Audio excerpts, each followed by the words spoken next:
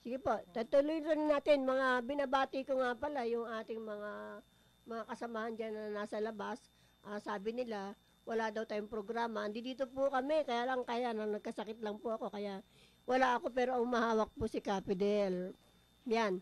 At Salamat po. nako, meron po tayong malagim na balita. Yung pong ating kasamahan dyan, reporter po natin ng DWAD na si Rolly Santos ay nabaril po dyan sa may Kapulong, sa may Tondo. Noong pong December 20, Sunday po yun, mga 2 a.m. Oo. Habang po siya, taxi driver, habang po siya naghihintay ng pasahero, ay meron dumating na riding in tandem Naku. na 2 tao nakasakay sa motor at walang habas na niratrat ang mga tao nakikita nila. At isa doon si Caroli Santos ang nabaril at isang padyak boy ang nabaril, kaya silang dalawa po ay sumakibalang buhay. Yan po, asawa po siya ng KBP member na si Mrs. Evangeline Santos, isa pong guro sa Nolasco High School. Nakasama po natin dito. Anong dahilan po, tita? Bakit nagkakaroon ng Yung barilan? pong riding in tandem na yan, doon sa bandaron habang meron pong prosesyon na naglalakad, sinaksak na raw nila yung isa pang nagkakandila, na may hawak na kandila, sinaksak nila yon. Tapos siyempre, habang sila tumatakbo, meron pa pong binaril na 2. Ngayon. Hanggang umabot doon kay Caroli Santos na 2 silang napatay, kaya 5 po ang kanyang napatay. Ang suspect po, salamat na lang at nahuli, ang pangalan daw po may alias na Bad Jude. Nakakulong po ngayon dyan sa UN po. Yan. Yun ang problema sa ating mga mahawak ng batas, kagaya ng mga pulis. Magsimula po sa mga barangay at saka hanggang sa pulis, wala ho silang sinasabi na lahat po ang sulok ng kinaroonan ng katulad ng may prosesyon pala. Sinasabi nyo may kandila, ibig sabihin may prosesyon po yun. Prosesyon talaga. O ngayon, yung ba sa mga bagay yan, alam nyo na doon na nakatuon, maaari yung mga masamang loob, pumasok sa mga ganyan, hindi ba kayo nagkaroon ng plano?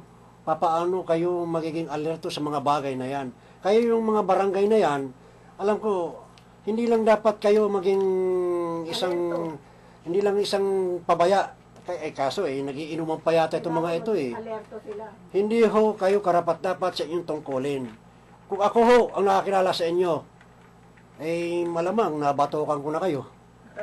At ang nakakasakit ng loob po dyan, ay malapit lang po doon sa Presinto 1 na hindi nag-responde agad yung mga kapulisan dyan. At ang nagdala pa po sa ospital ay mga taxi driver. Baka nagtutulog-tulog yung mga pulis na yan na tita rin.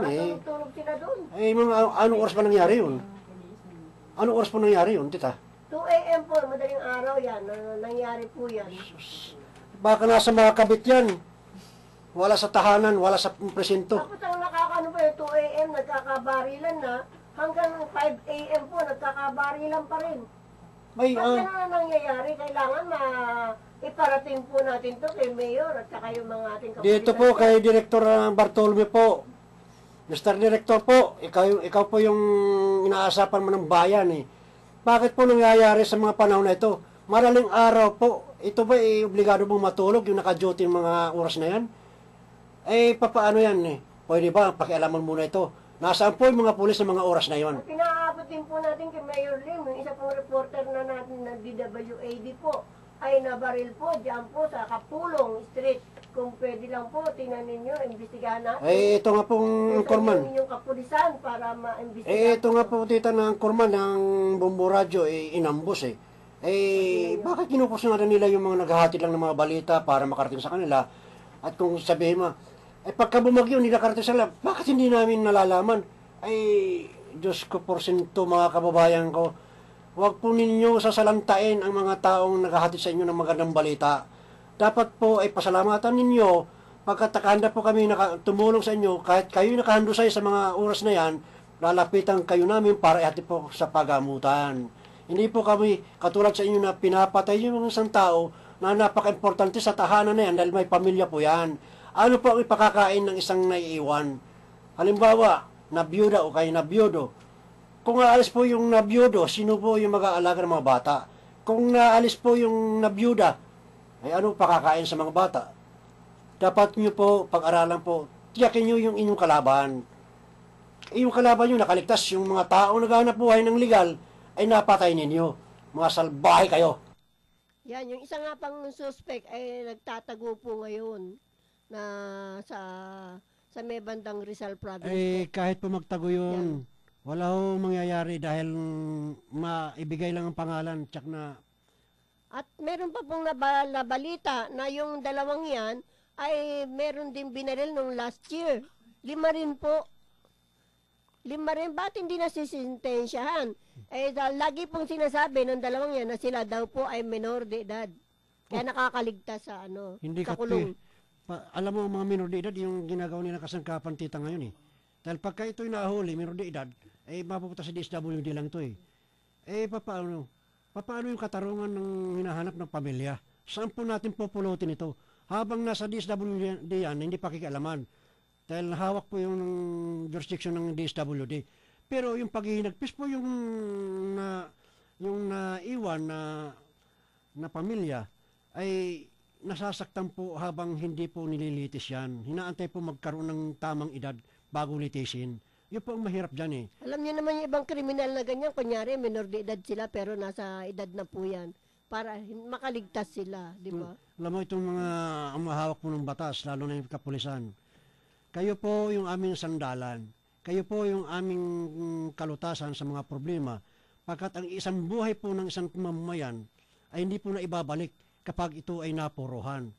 Mga kaibigan ko, sa bayan ng ating bansa, ay ito po ang kakulangan. Papaano po tayo makaliligtas kung naglilipa na po itong mga kriminal na hawak-hawak po sa kamay nila yung pamatay ng tao na hindi po nasisita. Paano po ang paraan ito? Saan po natin mahuhuli ang mga tao ito sa sikretong pamamaraan na hindi kayang gampanan ng ating mga kapulisan? Dato yung baril na ginamit pala po 45. Hindi paltik. Hindi paltik, 45 po dahil nung yung misis nang namatay ay tiningnan niya yung sugat. Ang lalaki po nasa loob yung yung bala, yung kamay niya ipasok niya doon sa Talagang loob. malaking butas po yun. Yung daliri niya na kasi ipasok niya po. sumisiwang ang bala niya pumasok sa katawan. Kasi Ama- yun. Yumayanig yun eh. Nakapagtataka bakit may 45 yung mga ganyang 45, klase. oo. Baka meron tayong mga dyan mga hinahinala, no? Di ba? Ito ba, attorney? Baka yan ay mga pakawala ng Okay, mga Ito ba, attorney, kung halimbawa, Sindikato. membro po ng RIMA Foundation ang napinsala na sa ganito, ito ba nagagampanan po itong ng RIMA, ng mga legal officer ng RIMA? O kung ilalapit po sa inyo? Ay sa ngayon lupa ang concentration natin, pero tingnan natin, meron tayong mga retired police na member, baka makatulong ito sa investigasyon. No? At saka kung may PR pa rin tayo doon sa mga matitinong pulis, makakatulong po tayo. Lalo na kung magme-member, yung may mga pulis dyan na wala pa rin sariling lupa, iniimbita namin sila na mag-join din, at para din sa bawat lugar, may mga tao tayo sa pulis na matitino na talagang bibigay ang hustisya sa pamamagitan ng mabilis na responde at investigasyon. Ito na yung sinasabi ko. So we will invite policemen to join us also. Okay, narinig nyo, tita. Ito yung sinasabi ko, attorney. Kasi, sa totoo lang, lalawak po ito sa sinasabi kong panukala na magtutulungan, yung bayanihan. Kung alin po yung kailangan pong labanan na kaya pong tustusan ng mga taga-ibang lugar, ay pagtutulong-tulungan natin to. So, ito yung dapat pagkaisahin yung mga leader-leader na idulog ito kay madam para si madam naman pag-aralan niya. So kagustuhan po ito ng mga leader dahil kami po yung nakakapansin kung paano po maitutuloy-tuloy na maiahon itong problema po ito. Dahil hindi kaya po ito ng isa, dalawa tao itong lugar na ito Dahil ang gastos sa sinasabi ng filing fee ay Nagdarahop na po itong mga taong tinutulungan natin dahil hindi po, 60,000. wala pong kaya itong mga taong ito. Tama po itong programang ito. Aanhin mo yung mga panukalan niyan na ginagawa ng komite kung wala ho kakayahan yung iba dahil may problema na nga sa kanyang tinitirahan, yung pa kayang sumanib doon sa mga programa ay hindi po rin kaya. Ito po yung programang ito. Ay, dumating pala ating bisita na yung reporter ng taga Bulacan na, Padre, bumati ka nga muna. Yan, si Karomi. Yes, siya po yung sa... Yes, magandang hapon muli at bagamat huli man daw at magaling ay huli pa rin. Ay, huli pa rin. Talagang hindi nangunguna. Pero tayo mabati ng isang magandang hapon sa ating mga tagapakinig, lalo na dito sa lalawigan ng Bulacan at sa ating Kalakhang, Maynila. Ay, salamat po. Mayroon dumating na naman. Yung ating Tika, isa pang angel. wag yung sa mga mamasamin yung aking tanong ha. Saan pa kayo nanggaling dalawa? Ay, nag-date kami. Ay, bumati ka muna. Ito yung leader po ng... Na-date ko siya eh. at tika muna si Atty. Casiano po. Sinuso asawa niya. Ay, hindi naman. Yan. Magandang hapon sa inyo. Magandang tanghali po sa inyong lahat. Ako po si Mirna reinforcement. Cipriano ng Barangay 601, Santa Mesa, Manila. Okay. Total bumati na rin kayo at gusto ko tanongin itong galing ng Bulacan kung anong naging balita doon sa pinag-usapan ng nakarang Sabado yung tungkol sa attorney, tungkol sa Nawasa na mayroong nagbubukas ng sariling isang kumpanya kung paano bumaha ang Bulacan. Yung pala, sadyang binuksan ng isang private na kumpanya. Di ba tama, Mr. Pakiliwa. Yun nga, para sa kabatiran ni attorney, no, nais ko lamang Ang dam, Lalo yung sa dam. mismong dam ng gobyerno, Opo. ay, Ipudam, yan. gobyerno nga yun Opo. Ipo, Wawa, at saka Anggat. Ito, ipapaliwanag pa sa inyo, attorney, kung Oo. paano ang sistema. Ngayon ko lang nalaman. Ayun, attorney, no, nung nakaraang linggo ay binalita nga natin yung paggamit ng Maynilad bilang sarili nilang reservoir, itong Ipudam sa loob ng 14 na taon. At yan ay ibinunyag ng isang dam engineer sa atin nung nagsagawa ng executive lunch meeting doon sa mismo sa tabi ng Bustos Dam na kung saan ay kaakibat doon ng buong sangguniang panlalawigan kasama si Gobernador Alvarado. So yan ay pararatingin sa kaalaman ni Pinoy sabagat bagamat si Pinoy ay masyadong busy pa sa ibang bansa sa mga dinaluhan niyang mga konferensya at meeting. Siguro itong linggong to na darating ay magkaroon na ng pagkakataon ng Gobernador ng Bulacan na maipabatid kay Pangulong Pinoy ang ginagawang ito ng Maynilad. Attorney, ano po Ang masasabi niya? Maynilad, wala ba silang agreement with Private po yung... Nawar? Ang Maynilad kasi, naging concessionaire sa pagpapatakbo ng Nawasa. Yung Maynilad, isa kay Lopez Group, isa kay Sobel Group. Ang Maynilad kay Sobel Group yan. Yun nga po. Ano na po, may-ari niya yan, Yung, Pangilinan oo, po. kasi nga, yung isa, parang sinurrender na ang kanyang concession kasi hindi kaya.